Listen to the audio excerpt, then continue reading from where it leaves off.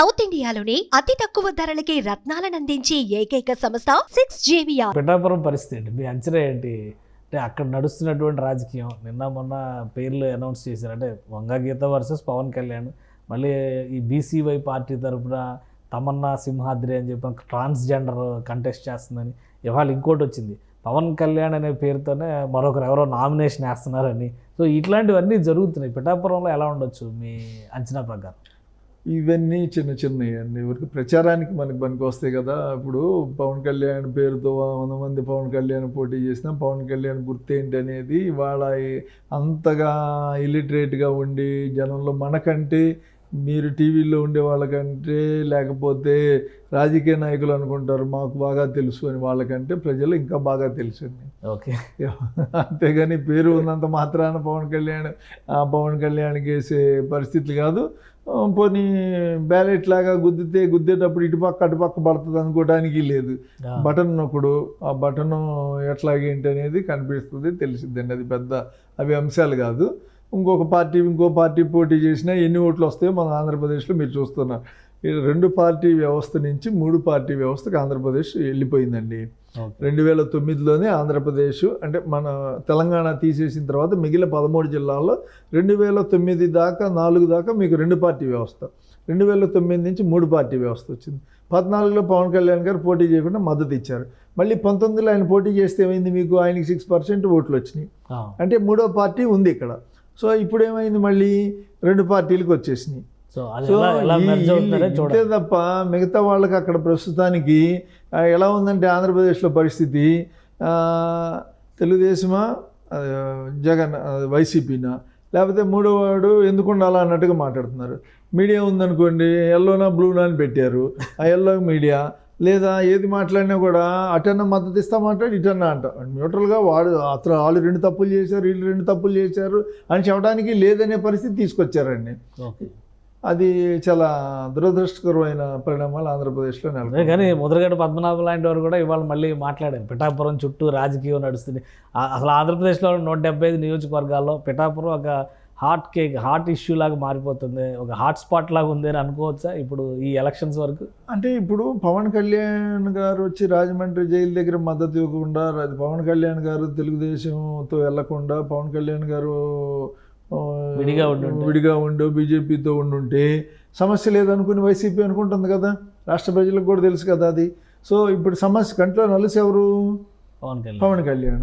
So Pawan కళ్యాణ్ని ఓడిచ్చేస్తే నెక్స్ట్కి ఉండడు కదా. ఇక 2 సార్లు ఓడిపోయిన తర్వాత వ్యక్తిగతంగా సో టార్గెట్ అతని మీదే ఉంటుంది కదా. 2 జరిగిన దానికి జరగబోయేదానికి కూడా ఇతన్ని టార్గెట్ చేయకుండా ప్రత్యర్థులు ఎలా ఊరుకుంటారు?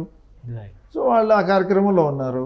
ముద్రగడ పద్మనాభం గారు ఇప్పుడు మీరు మరి అప్పటికి ఇంకా స్కూల్కి కూడా వెళ్ళి ఉండరు, నాకు కొంత తెలుసు. ఆయన 78లోనే ఎమ్మెల్యేగా వచ్చి ప్రస్థానం, ఆ తర్వాత విజయభాస్కర్ రెడ్డి గారి టైంలో డెఫర్ అయ్యి రాజీనామా చేసి సైకిల్ యాత్ర చేసి మహోన్నత ఉద్యమం నడిపిన వ్యక్తి. ఆ రోజు 94 ఎన్నికలు వచ్చేసేటప్పటికి ఆయన పోటీ చేసిన పత్తిపాడులోనే ఓటమి చెందటం జరిగింది. ఆ తర్వాత ఆయన మళ్ళీ తెలుగుదేశంలో చేరి 99లో ఆయన లోక్సభ సభ్యుడు అవటం, ఆ తర్వాత మళ్ళీ పార్టీలు 2009లో మళ్ళీ కాంగ్రెస్ పిఠాపురంలోనే ఓడిపోయారు. ఆయన తర్వాత ఏం చేశారంటే, ఇక ఈ రాజకీయాలు నాకు నచ్చు, కొంచెం ముక్కుసూటిగా వ్యవహరించే వ్యక్తి కాబట్టి ఈ రాజకీయాలు నాకు సరిపడు, నేను ఓన్లీ ఈ సమాజం కోసం, ఈ కాపు సమాజం కోసం, వీళ్ళ కోసం ఉద్యమం చేస్తాను. 2019 నుంచి ఆయన పూర్తిగా అంతకు ముందు నుంచే మొదలుపెట్టి ఆయన పూర్తిగా అదే కార్యక్రమంలో పనిచేస్తూ ఉన్నారు. ఇప్పుడు ఆయన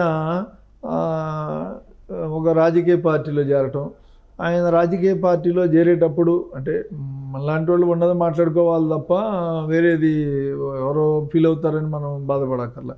ఆయన అంతకుముందు కూడా ఒక లేఖ రాస్తున్నారు, చంద్రశేఖర్ రెడ్డి గారు సపోర్ట్ ఇచ్చారు, చంద్రశేఖర్ రెడ్డి గారు లారీలు పంపించారు, ఆయిల్ కొట్టించారు అని అప్పుడు కొంచెం వివాదం అయింది. అదేంటి మన కమ్యూనిటీకి ఇట్లాగు అని చెప్పేసి. సరే అవన్నీ జరుగుతూ ఉంటాయి. పవన్ కళ్యాణ్ గారు డిఫరెంట్గా ఆయన లేఖలు రాశారు. మరి అంత ఉద్యమం చేసి అన్ని చేసిన ఆయన ఈరోజు ఆ రిజర్వేషన్లు కానివ్వండి, లేకపోతే ఆ కాపు సంక్షేమానికి సంబంధించి నిర్దిష్టంగా ఏమన్నా మాట్లాడి జాయిన్ అయ్యారా అనేది ఆయన చెప్పాడు కదా, నేను జాతి నాయకుడిని కాదు రాజకీయ నాయకుడిని అని చెప్పేసిన తర్వాత ఇంకా మీకు అది పోయింది కదా. ఇప్పుడు టార్గెట్ ఓన్లీ పవన్ కళ్యాణ్ అంటే అప్పుడు మీరు పవన్ కళ్యాణ్ని కులపరంగా మాట్లాడడానికి లేదు. అవును. ఇప్పుడు ఆయన కాపుల్ని తాకట్టు పెడుతున్నాడు అని చెప్పి ఆయన ఎట్లా మాట్లాడతారు? రైట్, ఇది కేవలం రాజకీయ పరమైనటువంటి రాజకీయం ఇంకా అయిపోయింది. మీరే రాజకీయ పరంగా అన్నారు కాబట్టి ఇంకా రాజకీయం వచ్చిన తర్వాత ఇంకా బట్టలు పెట్టడం తప్ప నువ్వు ఎదుటి వాళ్ళని తీస్తే వాళ్ళు నిన్ను తీస్తారు. ఇంకా అంతకు మించి వేరేది జరిగేది ఉండదు కదా. Right right, thank you Ravikumar గారు, మీ అభిప్రాయాలు తెలియజేసినందుకు. ఇది ఆంధ్రప్రదేశ్ రాజకీయాల్లో పరిణామాలు శరవేగంగా జరుగుతున్నాయి. ఒకవైపు జాయినింగ్స్, మరొక వైపు ఎమ్మెల్సీ స్థాయి వ్యక్తులు కూడా పార్టీలు మారుతున్నటువంటి పరిస్థితి. అయితే కంట్లో నలుసుగా మారింది పవన్ కళ్యాణ్ మాత్రమే. అటు విజయవాడ వెస్ట్ నియోజకవర్గంలో జరిగినటువంటి రాజకీయం కావచ్చు, పిఠాపురంలో జరుగుతున్నటువంటి రాజకీయం కావచ్చు, వీటన్నిటికీ కూడా సెంటర్ పాయింట్ పవన్ కళ్యాణ్ అవుతున్నారు. ఎందుకంటే పవన్ కళ్యాణ్ని ఈసారి ఓడిస్తే ఇక మీద రాజకీయ భవిష్యత్తు ఉండదనే ఉద్దేశంతోనే వైసీపీ ప్రతి వ్యూహాన్ని అమలు చేసేటువంటి బిజీలో ఉంది అని రవికుమార్ గారు చెప్తున్నారు. ఇది special discussion, keep watching. Suman టీవీలో మీ పర్సనల్ అండ్ బిజినెస్ ప్రమోషన్స్ కోసం కింది నెంబర్కి కాంటాక్ట్ చేయండి.